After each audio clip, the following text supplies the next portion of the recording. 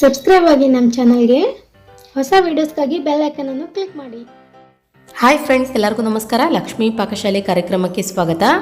ಇವತ್ತಿನ ದಿನ ನಾನು ತುಂಬ ರುಚಿಕರವಾದ ತುಂಬ ಸೊಗಸಾದ ಸ್ವೀಟ್ ಮಾಡೋದು ಯಾವ ರೀತಿ ಅಂತ ತೋರಿಸ್ತಿದ್ದೀನಿ. ಬಾಯಲ್ಲಿ ಇಟ್ಟರೇನೆ ಕರಗುತ್ತೆ ಫ್ರೆಂಡ್ಸ್, ಅಷ್ಟು ಚೆನ್ನಾಗಿರುತ್ತೆ ರುಚಿ. ಮತ್ತು ಅದಲ್ಲದೆ ಆರೋಗ್ಯಕ್ಕೂ ಕೂಡ ತುಂಬ ಒಳ್ಳೆಯದಿದು ಸ್ವೀಟು. ಖಂಡಿತ ನೀವು ಕೂಡ ತಪ್ಪದೇ ಮನೇಲಿ ಒಂದ್ಸಲ ಈ ರೆಸಿಪಿನ ಟ್ರೈ ಮಾಡಿ ಹೇಗಿತ್ತು ಅಂತ ನಮ್ಮ ಕಮೆಂಟ್ ಬಾಕ್ಸ್ನಲ್ಲಿ ಕಮೆಂಟ್ ಮಾಡಿಬಿಟ್ಟು ತಿಳಿಸಿ ಅಂತ ಹೇಳ್ತಾ ಬನ್ನಿ. ಹಾಗಿದ್ರೆ ಈ ರುಚಿಕರವಾದ ಸ್ವೀಟ್ ಮಾಡೋದು ಯಾವ ರೀತಿ ಅಂತ ನೋಡೋಣ. ಮೊದಲೇದಾಗಿ ನಾನಿಲ್ಲಿ ಒಂದು ಸೋರೆಕಾಯಿ ತೊಗೊಂಡಿದ್ದೀನಿ ಫ್ರೆಂಡ್ಸ್. ಸೋರೆಕಾಯಿನ ಕ್ಲೀನಾಗಿ ವಾಶ್ ಮಾಡಿಬಿಟ್ಟು ಈ ರೀತಿಯಾಗಿ ಕಟ್ ಮಾಡ್ಕೊಳ್ಳಿ. ಸೋರೆಕಾಯಿನ ಕಟ್ ಮಾಡ್ಕೊಂಡ ನಂತರ ನೋಡಿ, ಮೇಲ್ಗಡೆ ಇರೋ ಸಿಪ್ಪೆನ ತೆಗೆದುಕೊಳ್ಬೇಕು ಈ ರೀತಿಯಾಗಿ ನೀಟಾಗಿ. ನೋಡಿ, ಇವಾಗ ನಾನಿಲ್ಲಿ ಸಿಪ್ಪೆನ ಸುಲಿದ್ಬಿಟ್ಟು ಇಟ್ಕೊಂಡಿದ್ದೀನಿ. ಅದಾದ ನಂತರ ಸೋರೆಕಾಯಿನ ಇವಾಗ ತುರಿದುಕೊಳ್ಳೋಣ. ಒಂದು ಕೊಬ್ಬರಿ ತುರಿಯೋ ಮಣೆ ತೆಗೆದುಕೊಂಡ್ಬಿಟ್ಟು ಸೋರೆಕಾಯಿನ ನೀಟಾಗಿ ತುರಿದುಕೊಳ್ಬೇಕು.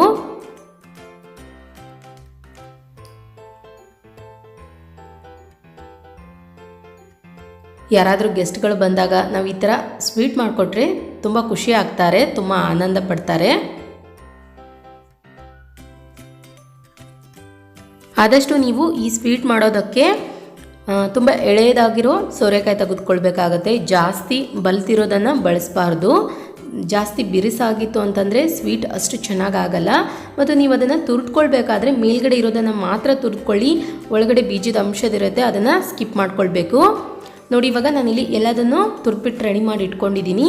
ಅದಾದ ನಂತರ ಗ್ಯಾಸ್ ಆನ್ ಮಾಡ್ಕೊಂಡ್ಬಿಟ್ಟು ಒಂದು ಪ್ಯಾನ್ ಇಟ್ಕೊಳ್ಳಿ. ಅದು ಬಿಸಿಯಾದ ನಂತರ ಅದಕ್ಕೆ ಇವಾಗ 1 ಟೀ ಸ್ಪೂನಷ್ಟು ತುಪ್ಪ ಹಾಕ್ಕೊಳ್ಳೋಣ. ತುಪ್ಪ ಚೆನ್ನಾಗಿ ಕರಗಿ ಬಿಸಿಯಾದ ನಂತರ ತುರಿದಿರುವಂತಹ ಸೋರೆಕಾಯಿನ ಹಾಕ್ಕೊಳ್ಳೋಣ. ಸೋರೆಕಾಯಿ ಹಾಕಿದ ನಂತರ ನೋಡಿ, ಇದನ್ನು ಚೆನ್ನಾಗಿ ಫ್ರೈ ಮಾಡ್ಕೊಳ್ಬೇಕು. ತುಪ್ಪದಲ್ಲಿ ಒಂದು ಸ್ವಲ್ಪ ಹೊತ್ತು ಹುರಿದುಕೊಳ್ಳಿ.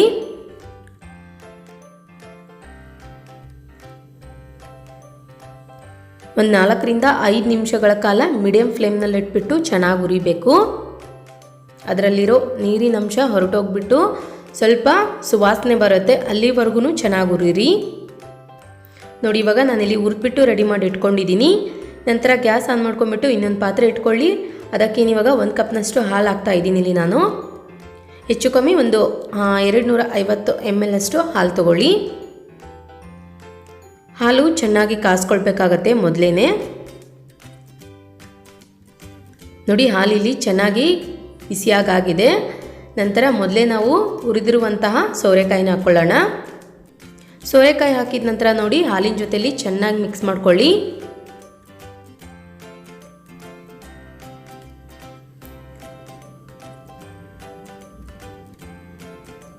ಅದಾದ ನಂತರ ಇದನ್ನ ಇವಾಗ ಮೇಲ್ಗಡೆ ಮುಚ್ಚಿಬಿಟ್ಟು ಒಂದು 5 ರಿಂದ 6 ನಿಮಿಷ ಕಡಿಮೆ ಉರಿಯಲ್ಲಿ ಇಟ್ಬಿಟ್ಟು ಬೇಯಿಸ್ಕೊಳ್ಳೋಣ. ಓಕೆ ಫ್ರೆಂಡ್ಸ್, ಇವಾಗ ಒಂದು 6 ನಿಮಿಷ ಕಂಪ್ಲೀಟಾಗಿ ಆಗಿದೆ, ಚೆಕ್ ಮಾಡ್ಕೊಳ್ಳೋಣ. ನೋಡಿ, ಇವಾಗ ಸೋರೆಕಾಯಿಲಿ ಹಾಲಿನ ಜೊತೆಯಲ್ಲಿ ತುಂಬ ಚೆನ್ನಾಗಿ ಬೆಂದಿದೆ. ಹಾಲನ್ನೆಲ್ಲ ಸೋರೆಕಾಯಿ ಚೆನ್ನಾಗಿ ಹಿಂಗಬೇಕದು, ಅಲ್ಲಿವರೆಗೂ ಬೇಯಿಸ್ಕೊಳ್ಬೇಕು. ಅದಾದ ನಂತರ ಇದಕ್ಕಿವಾಗ 1 ಕಪ್ನಷ್ಟು ಸಕ್ಕರೆ ಹಾಕ್ತಾ ಇದ್ದೀನಿ. ಹೆಚ್ಚು ಕಮ್ಮಿ ಒಂದು 100 ಗ್ರಾಮ್ನಷ್ಟು ಸಕ್ಕರೆನ ಬಳಸಿ. ಸಕ್ಕರೆ ಹಾಕಿದ ನಂತರ ನೋಡಿ, ಇದನ್ನು ತಿರ್ಗಾ ಒಂದ್ಸಲ ಚೆನ್ನಾಗಿ ಮಿಕ್ಸ್ ಮಾಡ್ಕೊಳ್ಳೋಣ. ಸಕ್ಕರೆ ಹಾಕಿದ ನಂತರ ಫ್ರೆಂಡ್ಸ್ ಅದು ಕೂಡ ಪಾಕ ಬಿಡುತ್ತೆ. ಪಾಕ ಬಿಟ್ಟ ತಕ್ಷಣ ಈ ರೀತಿಯಾಗಿ ನೀರಾಗುತ್ತೆ, ಪರವಾಗಿಲ್ಲ. ಅದು ಇರೋ ಸೌರೆಕಾಯಿ ಎಲ್ಲ ನೀರಿನ ಅಂಶ ಎಲ್ಲ ಚೆನ್ನಾಗಿ ಹೀರ್ಕೊಳ್ಬೇಕು, ಅಲ್ಲಿವರೆಗೂ ಕೈ ಬಿಡ್ದಂಗೆ ಮಿಕ್ಸ್ ಮಾಡ್ಕೊಳ್ಳಿ. ನಂತರ ಇದನ್ನ ಇವಾಗ ತಿರ್ಗಾ ಮೇಲ್ಗಡೆ ಮುಚ್ಚಿಬಿಟ್ಟು ಒಂದು 5 ರಿಂದ 6 ನಿಮಿಷಗಳ ಕಾಲ ಬೇಯಿಸ್ಕೊಳ್ಳೋಣ. ಓಕೆ, ಇವಾಗ ಒಂದು 6 ನಿಮಿಷ ಕಂಪ್ಲೀಟಾಗಿ ಆಗಿದೆ, ಚೆಕ್ ಮಾಡ್ಕೊಳ್ಳೋಣ. ನೋಡಿ, ಇವಾಗ ಸೋರೆಕಾಯಿಲಿ ಇರೋ ಸಕ್ಕರೆಯಲ್ಲಿರೋ ಪಾಕನೆಲ್ಲ ಹೀರ್ಕೊಂಡ್ಬಿಟ್ಟು ಚೆನ್ನಾಗಿ ಸ್ಮೂತಾಗಿ ಆಗಿದೆ. ಆದಷ್ಟು ಒಂದು ಸ್ವಲ್ಪ ಫ್ರೆಂಡ್ಸ್ ಐ ಫ್ಲೇಮ್ನಲ್ಲಿ ಇಟ್ಬಿಟ್ಟು ಕೊನೆಯದಾಗಿ ಚೆನ್ನಾಗಿದ್ದನ್ನ ಮಿಕ್ಸ್ ಮಾಡ್ಕೊಳ್ಳೋಣ. ನಂತರ ಇದಕ್ಕೆ ಇವಾಗ ಡ್ರೈ ಫ್ರೂಟ್ಸ್ ಆ್ಯಡ್ ಮಾಡ್ಕೊಳ್ಳೋಣ. ನಾನಿಲ್ಲಿ 1 ಟೀ ಸ್ಪೂನಷ್ಟು ಗೋಡಂಬಿ, 1 ಟೀ ಸ್ಪೂನಷ್ಟು ಬಾದಾಮಿ, 1 ಟೀ ಸ್ಪೂನಷ್ಟು ಪಿಸ್ತಾ ಹಾಕ್ಕೊಳ್ತಾ ಇದ್ದೀನಿ. ಮತ್ತು ಅದು ಬಿಟ್ಟು ನಿಮ್ಗೆ ಯಾವುದಾದ್ರೂ ಡ್ರೈ ಫ್ರೂಟ್ಸ್ ಇಷ್ಟ ಅನ್ನೋರು ಅದನ್ನು ಕೂಡ ಬಳಸಬಹುದು ನೀವು. ಕೊನೆಯದಾಗಿ 1 ಟೀ ಸ್ಪೂನಷ್ಟು ತುಪ್ಪ ಹಾಕ್ಕೊಳ್ಳಿ. ತುಪ್ಪ ಡ್ರೈ ಫ್ರೂಟ್ಸ್ ಹಾಕಿದ ನಂತರ ತಿರ್ಗಾ ಇದನ್ನು ಒಂದ್ಸಲ ಚೆನ್ನಾಗಿ ಮಿಕ್ಸ್ ಮಾಡ್ಕೊಳ್ಳೋಣ.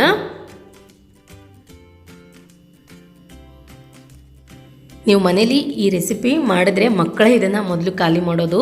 ದೊಡ್ಡವ್ರಿಗಿಂತ ಮಕ್ಕಳು ಇದನ್ನು ತುಂಬ ಇಷ್ಟಪಟ್ಟು ತಿಂತಾರೆ. ಬಾಯಲ್ಲಿಟ್ರೇ ಕರಗುತ್ತೆ. ಮಕ್ಕಳಿಗೆ ಅದು ಇದು ತಂದು ಹೊರಗಡೆಯಿಂದ ತಿನ್ನಿಸೋದಕ್ಕಿಂತ ಆರೋಗ್ಯಕರವಾಗಿ ಮನೆಯಲ್ಲೇ ಮಾಡಿಕೊಡಿ. ಕೊನೆಯದಾಗಿ ಇದಕ್ಕೆ ಇವಾಗ ಒಂದು ಚಿಟಿಕೆಯಷ್ಟು ಏಲಕ್ಕಿ ಪುಡಿ ಹಾಕ್ಕೊಳ್ಳೋಣ. ಏಲಕ್ಕಿ ಪುಡಿ ಹಾಕಿದ ನಂತರ ನೋಡಿ 1-2 ನಿಮಿಷಗಳ ಕಾಲ ಚೆನ್ನಾಗಿ ಮಿಕ್ಸ್ ಮಾಡ್ಕೊಳ್ಳೋಣ.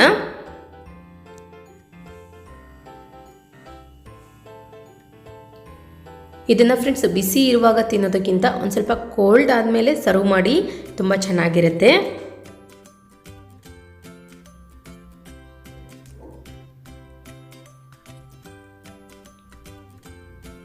ಓಕೆ, ನೋಡಿ ಇವಾಗ ರುಚಿಕರವಾದ ತುಂಬ ಸೊಗಸಾದ ಅಮೃತಕ್ಕೆ ಸಮನಾದ ಸೋರೆಕಾಯಿ ಹಲ್ವಾ ರೆಡಿಯಾಗಿದೆ. ನೋಡಿದ್ರಲ್ಲ ಯಾವ ರೀತಿಯಾಗಿ ನಾವು ತುಂಬ ಸುಲಭವಾಗಿ ಮನೆಯಲ್ಲೇ ಸೋರೆಕಾಯಿ ಹಲ್ವಾ ಮಾಡೋದಂತ. ನಾನು ಮಾಡಿರೋ ಈ ರೆಸಿಪಿ ನಿಮಗೆ ಇಷ್ಟ ಆಗಿದರೆ ಪ್ಲೀಸ್ ಲೈಕ್ ಮಾಡಿ, ಶೇರ್ ಮಾಡಿ, ಕಮೆಂಟ್ ಮಾಡಿ. ಇನ್ನಷ್ಟು ಈಸಿ ರೆಸಿಪೀಸ್ಗಾಗಿ ನಮ್ಮ ಲಕ್ಷ್ಮಿ ಪಾಕಶಾಲೆ ಚಾನಲ್ಗೆ ಸಬ್ಸ್ಕ್ರೈಬ್ ಆಗೋದು ಮಾತ್ರ ಮರಿಬಾರ್ದು. ಮತ್ತೆ ಒಂದು ಇಂಟ್ರೆಸ್ಟಿಂಗ್ ರೆಸಿಪಿ ಒಂದಿಗೆ ಬರ್ತೀನಿ ಮುಂದಿನ ಸಂಚಿಕೆಯಲ್ಲಿ. Keep watching. Thank you. Bye.